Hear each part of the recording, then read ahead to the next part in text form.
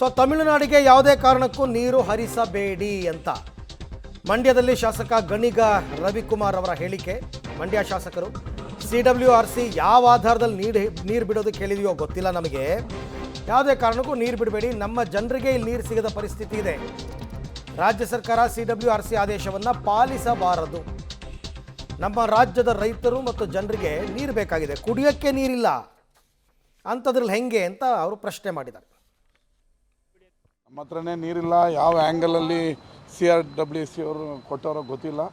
ಆದರೆ ರಾಜ್ಯ ಸರ್ಕಾರಕ್ಕೆ, ನಮ್ಮದೇ ಸರ್ಕಾರಕ್ಕೆ ನಾನು ಒತ್ತಾಯ ಮಾಡೋದು, ಯಾವುದೇ ಕಾರಣಕ್ಕೂ ನಮ್ಮ ರೈತರಿಗೆ ಬೆಳೆಗಳಿಗೆ ಕುಡಿಯೋದಕ್ಕೆ, ಬೆಂಗಳೂರು ಕುಡಿಯೋದಕ್ಕೆ ನೀರು ಇಲ್ದಿರೋ ಸಂದರ್ಭದಲ್ಲಿ ಯಾವುದೇ CWC ಆರ್ಡ್ರಿಗೆ ಮನ್ನಣೆ ಕೊಡದೆ ಅವ್ರಿಗೆ ನೀರು ಬಿಡಬೇಡಿ ಅಂತ ನಾನು ಒತ್ತಾಯ ಮತ್ತು ಮನವಿ ಕೂಡ ಮಾಡ್ತೀನಿ. ಸರ್, ಬೆಳೆಗಳು ಬೆಳಿಬೇಡಿ ಅಂತೇಳಿ CM ಹೇಳಿದರು. ಆದರೆ CWRC ಮುಂದೆ ಇಲ್ಲಿ ವಾಸ್ತವ ಸ್ಥಿತಿ ಮನವರಿಕೆ ಮಾಡ್ಕೊಳ್ಳೋ ವಿಫಲ ಆಯ್ತಾ ಅಂತ ನಮ್ಮ ಮನವರಿಕೆ ಮಾಡಿಕೊಟ್ಟಿದ್ದೀವಿ. ಅವರೇನು ಅಂದರೆ 35 TMC ಈ ಜುಲೈಯಲ್ಲಿ ಬಿಡಬೇಕಾಗಿತ್ತು, ಅಟ್ಲೀಸ್ಟ್ 4 TMC ಬಿಡಿ ಅಂತ ಅವರು ಸಾಮಾಜಿಕ ನ್ಯಾಯದ ಲೆಕ್ಕಾಚಾರದಲ್ಲಿ ಕೇಳಿದ್ದಾರೆ.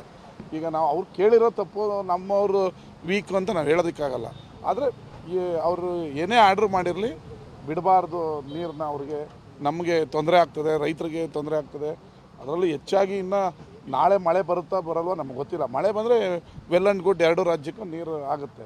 ಬಟ್ ಮಳೆ ಬಂದಿಲ್ಲ ಅಂದರೆ ಕುಡಿಯೋ ನೀರಿಗೆ ತೊಂದರೆ ಆಗ್ತದೆ, ಜಾನುವಾರುಗಳು ತೊಂದರೆ ಆಗುತ್ತೆ. ಆ ಕಾರಣದಿಂದ ನೀರು ಬಿಡೋದು ಬೇಡ. ಓಕೆ, ಬಟ್ ನೋಡೋಣ ಏನು ತೀರ್ಮಾನ ತಗೊಳುತ್ತೆ ಸರ್ಕಾರ ಅಂತ ಅಂದ್ಬಿಟ್ಟು.